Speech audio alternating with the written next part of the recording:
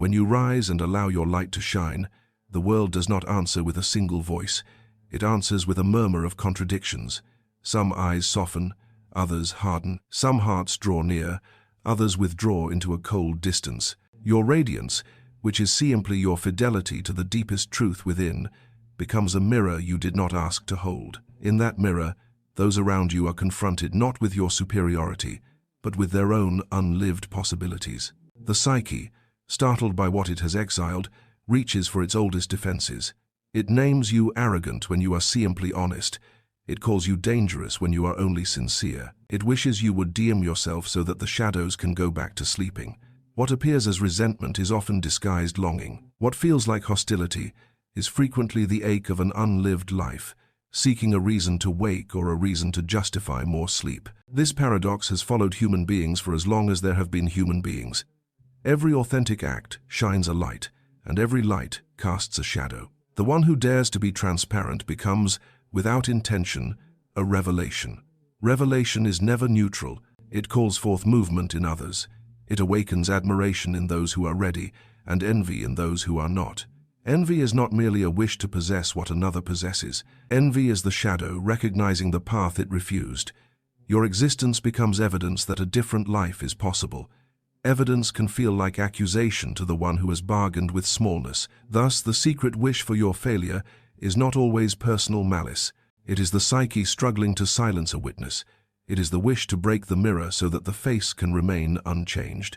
When you understand this, you stop taking the arrows personally. You begin to see that every arrow has a double origin. One origin may be an outer person, a friend who grows cool, a colleague who criticizes, a stranger who slanders. The other origin is the inner figure that lives in every soul, the archetypal resistor, the inner betrayer that whispers, "Do not stand out, do not rise, do not provoke the gods. The tall tree is cut first," says the ancient fear. The prophet is rejected in his own town, says the ancestral memory. The body remembers, and the voice of caution echoes as if it were wisdom. But it is not wisdom. It is an old spell. To walk out of the spell, you must know what you are and what you are not. You are not the applause and you are not the booing. You are not the crown and you are not the stones. You are a bearer of a flame that did not begin with you and will not end with you. When you confuse your ego with the flame, you become fragile, because egos breathe on praise and choke on blame. When you let the flame carry you, you become steady, because the flame burns by a law more ancient than approval. This is why true shining feels both lonely and liberating. It is lonely because you cease to belong to the comfort of the herd. It is liberating because you cease to belong to the tyranny of their eyes. The path that follows is the path of individuation. Individuation is not a polished perfection. Individuation is a marriage between light and shadow under the sovereignty of the deeper self. You do not kill the shadow, you invite it to speak. You do not shame the envious voices. You notice them with clarity and refuse their governance. You hold the tension without complaint, like a mountain that does not argue with the weather. In that stillness, your light matures. It grows less theatrical and more essential. It ceases to seek applause and begins to serve meaning. Then even the arrows change. They still fly, but they pass through places you have already healed. What once pierced now instructs. What once wounded now clarifies. You begin to see the ones who resent you not as enemies to defeat, but as teachers you did not choose, initiators you did not invite. Their resistance forces a question that purifies your motive. Do you shine for recognition, or do you shine because it is your nature to be what you are? If you choose recognition, envy will break you. If you choose nature, envy will refine you. To live this way is to accept that authenticity will often be misunderstood. It is to accept that some relationships were built upon an unconscious contract to remain small together. When you break that contract by becoming more, the other may feel betrayed, though you have betrayed no one. In truth, you have become faithful to something that includes both of you, a larger life that will not be negotiated down to comfort. The soul asks for wholeness. Wholeness asks for courage. Courage asks for the willingness to be seen as you are, and to keep walking when some turn away. This is not aggression. This is obedience to your inner reality. The world does not need more shadows. The world needs human beings who can carry light without arrogance and carry rejection without bitterness. This is the narrow art. This is the hidden strength. This is the first lesson of shining. To continue shining, you must learn to live with paradox. Every act of authenticity contains its own betrayal, not because you wish to betray, but because truth always disrupts the order built upon denial. You will notice that those who once applauded your striving become uneasy when you arrive. They were comfortable with your weakness. It made them feel safe. But your strength awakens their forgotten hunger, and hunger unsettles the soul. The same mouths that praised your potential may now question your motives. The same eyes that admired your courage may narrow with suspicion. You will be tempted to explain yourself, to soften your edges, to prove that your light is harmless. Resist this temptation. The need to justify your shining is the last disguise of fear. It is the voice of the inner Judas, whispering that peace is better than integrity. But peace bought by self-betrayal is not peace. It is paralysis. You must learn the difference between humility and shrinking. Humility bows to truth. Shrinking bows to fear. Humility allows the light to pass through you as through clear glass. Shrinking covers the glass with dust so that no one will stare. The dust may protect you for a moment, but it also suffocates the flame. Understand that to embody the self is to step into the archetype of the wounded healer. The world does not need perfect heroes. It needs souls who have been pierced and have chosen not to harden. When arrows of envy strike, do not pull them out in rage. Let them become channels through which compassion can breathe.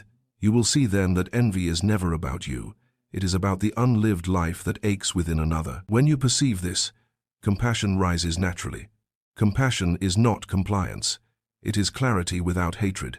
You can bless those who resent you and still protect your boundaries. You can love without allowing yourself to be diminished. This balance is the secret of maturity.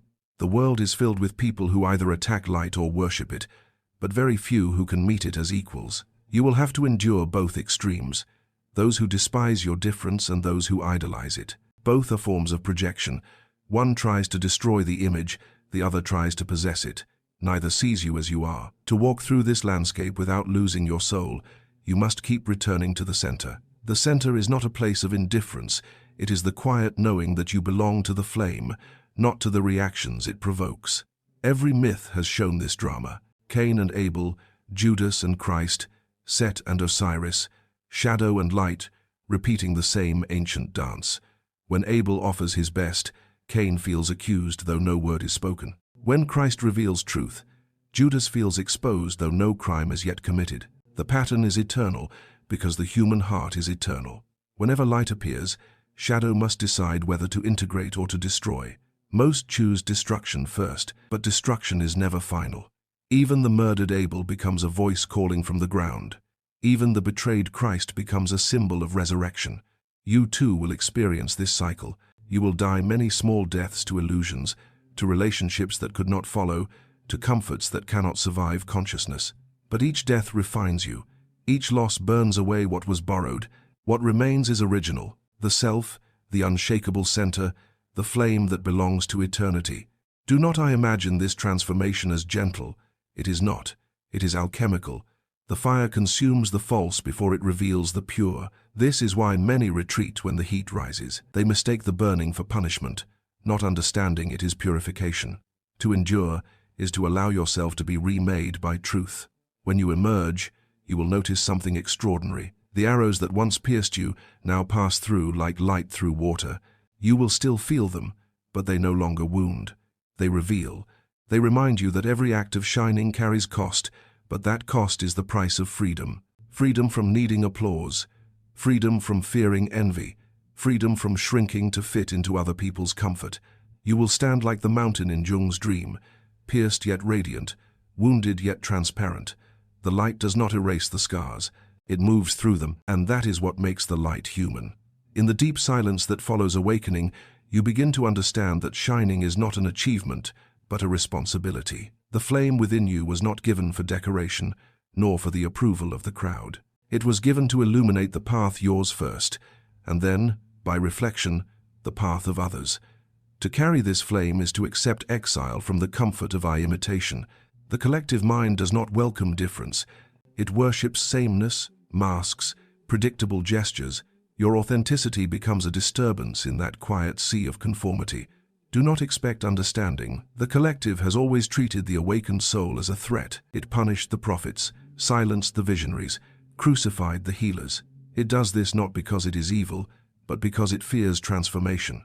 The herd feels safe in its sleep, your light is a noise in its dream. And so, without meaning to, you awaken their hatred. But hatred is only the shadow of fear.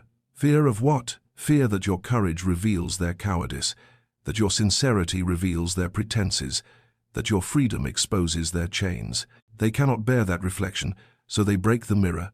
They call you arrogant, rebellious, disloyal, yet beneath their words lies the same ancient cry. Let me sleep. You must not obey that cry.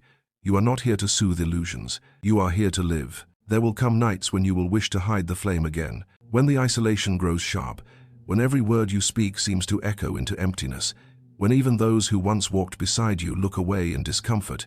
You will feel the temptation to extinguish yourself, to become ordinary again. Do not. Ordinary is a beautiful mask for the extraordinary that fears itself. To be ordinary in soul is to die before dying. To be authentic is to burn.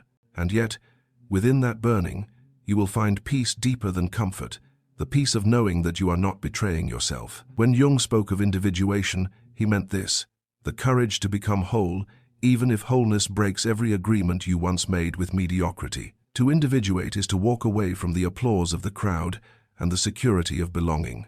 It is to accept the wilderness where the only companion is the self. There, you will learn the language of silence. There, you will feel the companionship of archetypes, not people, but presences. The hero, the wounded healer, the wise old man, the divine child, all of them living symbols of what you are becoming. They do not flatter you, they instruct you. They remind you that your suffering has purpose, that your loneliness is the initiation ground of meaning. And when you return from that inner wilderness, carrying a new understanding, you will meet the collective again. It will not welcome you at first. It never does. The hero who returns with the treasure is always met with suspicion. The light you bring threatens the order that has grown accustomed to its own darkness. Do not fight this rejection with violence or despair. Let the rejection be what it is: proof that you have changed. Remember the man in the dream carrying the torch through the sleeping city. Some cheered, some jeered, some threw stones, and then the voice spoke from the flame: "You are not carrying me. I am carrying you." The lesson is simple and infinite. You are not the source of light. You are the vessel. This understanding dissolves vanity and fear alike. You no longer need to defend your brilliance or hide it. You realize that those who attack you are fighting not against you, but against the awakening light within themselves. You also realize that those who praise you too loudly are often worshipping their own unlived potential reflected in you. Both are illusions. You bow to neither. You walk on, humble, steadfast, transparent. The more you live in this way, the less you will require permission to exist. You stop asking whether your light is too bright, whether your path is too strange, whether your voice is too different. You know that it must be so. The flame that moves through you has its own rhythm, its own necessity. To dim it would be to interrupt a divine conversation, and so you begin to serve quietly. You speak truth without preaching. You love without attachment. You shine without performance. You no longer seek to prove goodness. You embody it. You no longer seek to heal others by force. You allow your being to become a space where healing happens naturally. That is the essence of the wounded healer: not to fix, but to be present. The more you surrender to this truth, the freer you become.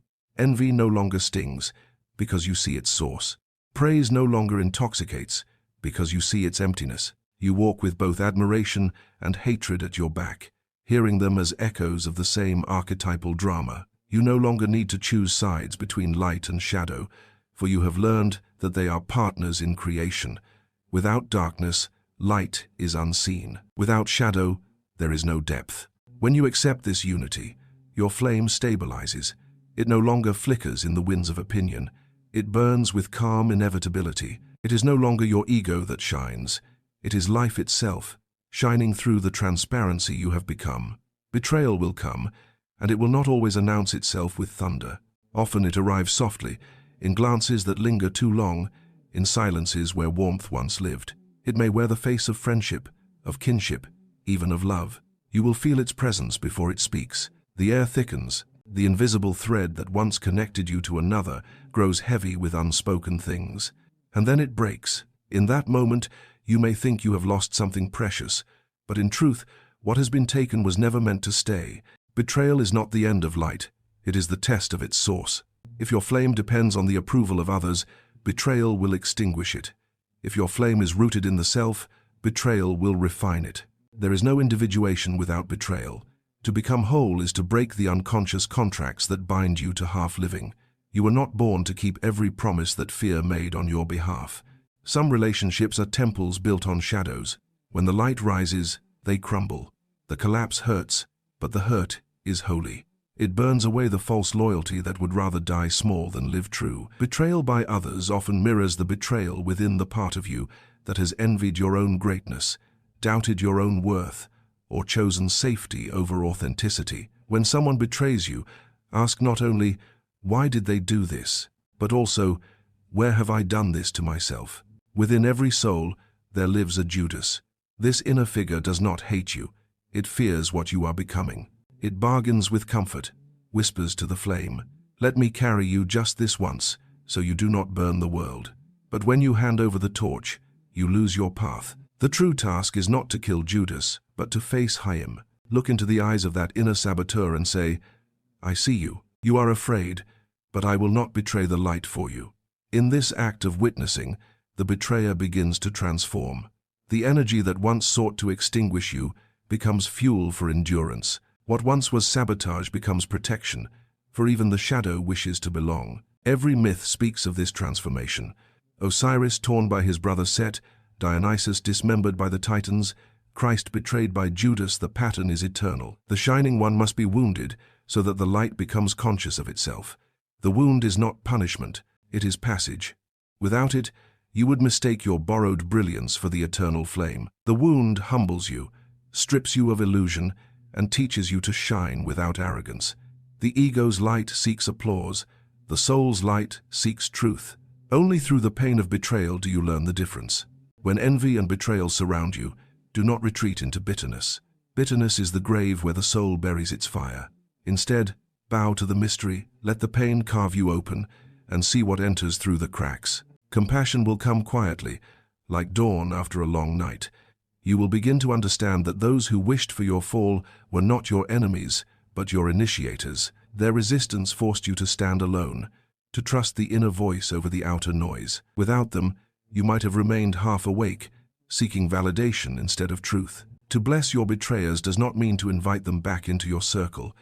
It means to release the poison of resentment, to let the wound become a window instead of a wall. In Tiame, you will see that the arrows aimed at you were only the reflections of your own unfinished fears.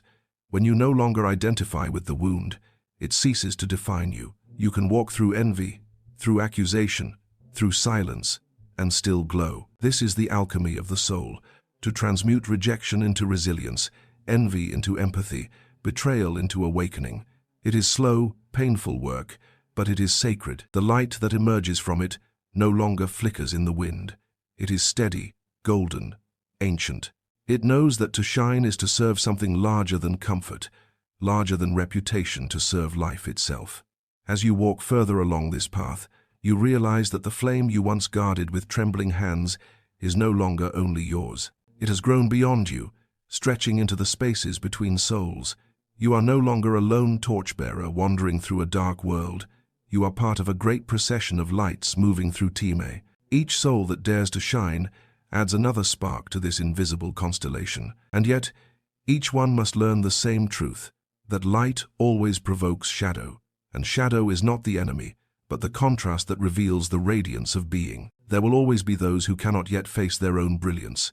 Their eyes will narrow when they see yours. Their words may carry the quiet poison of envy, or the louder accusation of arrogance. Do not fight them. The battle is not yours to wage. You cannot convince shadow to love light by argument. You can only keep shining until the darkness remembers its own origin. You can only embody what it fears until it sees itself reflected and realizes it was never separate. True shining is not defiance, it is surrender. Surrender to the essence that burns within you. Surrender to the truth that does not need validation. You stop shining for admiration and start shining because you cannot do otherwise. You become like the sun, rising, setting, burning, renewing, indifferent to praise, indifferent to insult. You begin to love quietly, to create without witnesses, to offer your light to the invisible. That is how power becomes grace. In the eyes of the collective, you will remain a paradox. They will call you dangerous and divine in the same breath.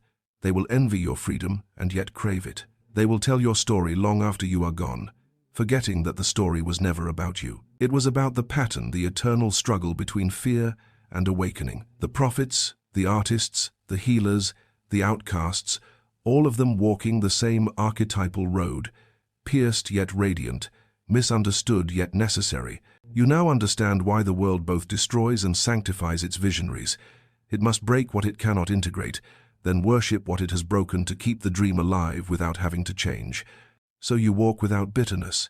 You walk with the knowing that to be rejected by the collective is often to be chosen by the self. You begin to sense the sacred rhythm beneath the chaos, how every wound leads you closer to wholeness, how every loss is a stripping away of falsehood. You learn that loneliness is not absence, but preparation, an empty cup awaiting the wine of depth.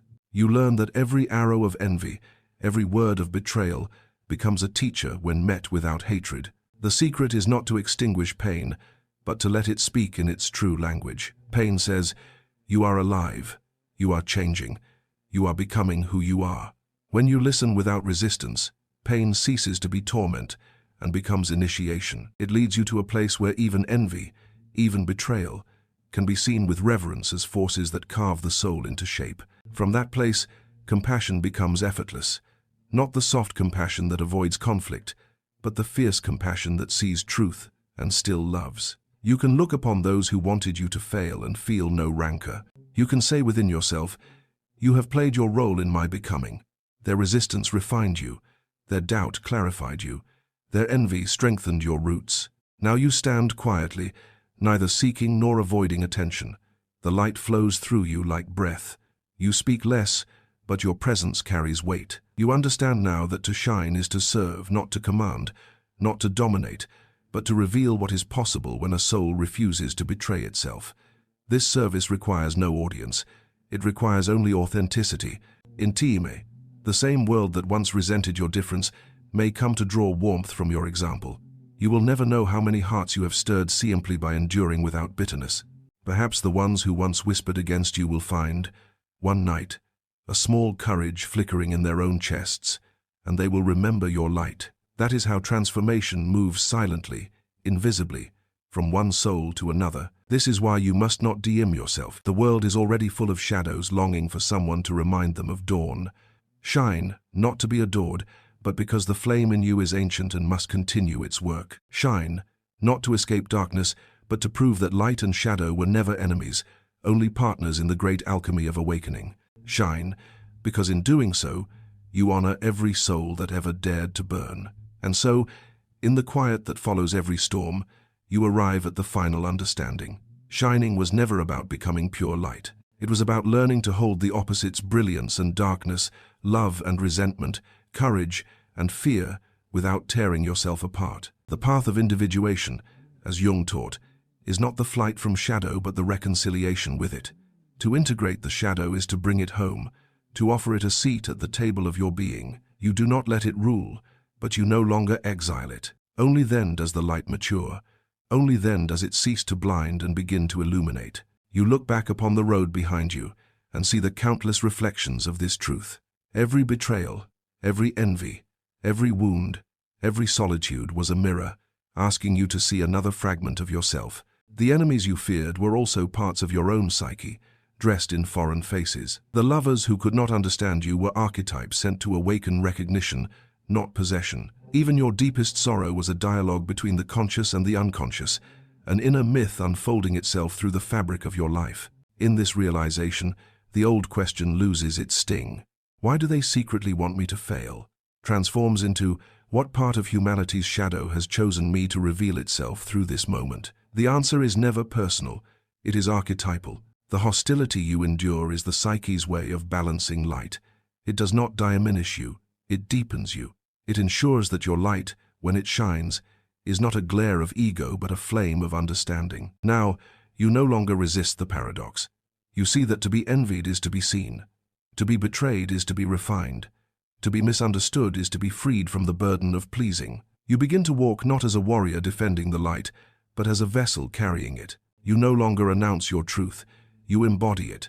The self has become your compass, the shadow your companion, the world your mirror. You live in rhythm with something vaster than identity. And when the next wave of envy rises, when the next betrayal unfolds, you will not ask, "Why me?" You will whisper, "I recognize this pattern. I have danced with it before." You will breathe, hold your flame steady, and remember that the light never belonged to you. You were chosen to bear it for a while, to let it move through your hands, through your words, through your wounds. And one day, when your journey ends, the flame will pass to another someone who will tremble as you once trembled, who will burn as you once burned, who will learn as you have learned, that every act of shining calls forth both the beauty and the terror of being seen. In the end, this is the secret Jung pointed toward. Wholeness is not perfection. Wholeness is the peace that comes from embracing everything, that you are the saint and the sinner, the victim and the betrayer, the light and the shadow, and knowing that they were never separate. The self is not a spotless God, but a living totality. When you can hold all of it in your heart without judgment, you become transparent, and through that transparency, the eternal light, the one that no envy can dim and no betrayal can destroy, shines quietly into the world. And when you finally learn to shine without fear, something profound begins to happen. The world, once filled with enemies and mirrors of pain, starts to reveal another face, a softer one. You begin to sense the quiet companionship of souls who are also walking this hidden path. Those who have faced their own darkness and refuse to let it make them cruel. You recognize them not by words, but by presence, by the calm that glows behind their eyes, by the humility that does not need to prove itself, by the still fire that burns beneath their silence. In them, you find the reflection of what you have become. This is the true community Jung spoke of, not a crowd bound by opinion, but a communion of individuated souls. They do not compete, for each one knows the cost of becoming real. They do not flatter, for each one respects the wounds that shape the other. In their presence, envy dissolves. There is no need for comparison when each flame is distinct, yet part of the same eternal fire. Here, you rest, not because the journey is over, but because you have found the rhythm of it. The path of individuation does not end in perfection. It continues in participation, living, breathing, creating, failing, beginning again, all with awareness. In this awareness, even darkness becomes sacred. You no longer curse the night. You understand that without it, light would have no meaning. You no longer resent the silence. You understand that within it, the voice of the self can finally be heard. You begin to trust life not as something to be conquered, but as something to be conversed with. The world stops being a battlefield and becomes a dialogue. You listen, you respond, you adapt. You shine when called, you withdraw when necessary, but never out of fear. Your existence becomes an act of balance, and slowly you realize that what you once called shining is not something extraordinary after all. It is simply being aligned with what is true. To live honestly, to love without disguise, to serve without seeking reward, this is shining. It is not the rare privilege of the gifted few. It is the birthright of every soul willing to face its own shadow. When you live this way, the need for applause, the fear of envy, the sting of betrayal all fade into the background hum of existence. What remains is serenity. Serenity does not mean the absence of struggle. It means you are no longer defined by it. You can stand in the storm and know yourself as the sky. You can watch relationships shift, people come and go, opinions rise and fall, and still remain anchored in the center. You have become what Jung called the self, the union of all opposites, the still axis around which the wheel of life turns. The noise of the world no longer dictates your song, and yet the work never ends. The flame still asks for care. Shadows still return in new forms. Envy still whispers from hidden corners. But now, you welcome them as old friends. Each time they appear, you bow, you listen, you learn. You let them remind you that wholeness is not a trophy to keep, but a practice to continue. Every breath becomes a prayer of balance. Every act, an offering to the unseen harmony that sustains everything. And perhaps one evening, when the air is still and the heart quiet, you will feel the presence of all who came before, the healers, the poets, the seekers, the betrayed and the betrayers, the luminous and the lost, all gathered around the same invisible fire. you will understand that the story of shining and shadow was never only yours. It was the story of life remembering itself through you. You will smile, not with triumph, but with peace. You will whisper to the flame, "Thank you for carrying me." And then you will walk on, knowing that even when your steps fade, the light continues moving from hand to hand, heart to heart, soul to soul, until the darkness itself remembers that it was always light in disguise. Imagine the screen fading to black, then slowly, almost imperceptibly, the faint outline of a flame appears. Its glow is gentle, unhurried, pulsing like a living heart. A single voice speaks not from above, but from within the listener, low, calm, ancient. There is a light that does not shout. It does not burn to prove itself. It exists because it must. It remembers. The camera moves through vast silence, a desert before dawn, an ocean under starlight, a forest whispering in its sleep. Shadows shift and merge until they form the shape of a human silhouette. The figure stands motionless, neither hero nor saint, simply present. Around them, darkness breathes. The light within flickers once, twice, and steadies. You were never asked to be perfect, the voice continues, only to be whole. The shadow you feared was never your enemy. It was your unfinished reflection. Every betrayal, every envy, every wound was a teacher disguised as pain. The figure begins to walk. With each step, the ground below them glows faintly, as if remembering light. No trail, no map, just movement, guided by the rhythm of the flame. To shine is not to escape the world. It is to live in it fully, to stand among the sleeping and choose to remain awake. You do not carry the flame for applause, and you do not hide it for comfort. You simply let it breathe. Images flicker, a face half in shadow, half in dawn, a hand touching the surface of water, rippling into galaxies, eyes meeting across lifetimes, the soft smile of recognition between strangers. One day, others will see your light and mistake it for their own reflection. Let them. That is how awakening begins. The voice grows quieter, as if stepping aside, letting the silence speak. You are not the fire. You are the space that allows it to burn. You are not the brightness. You are the depth that gives it meaning.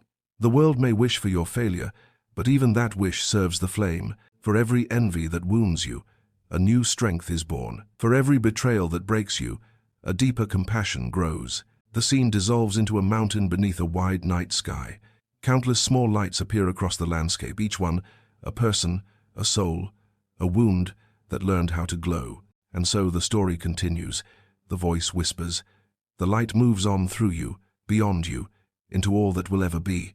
Do not forget, to shine is to serve, to endure is to transform, to live as yourself is the greatest act of love. The final image holds. The silhouette opens their hands, and the flame drifts upward, dissolving into the stars. The music fades into breath, then into silence. Shine anyway.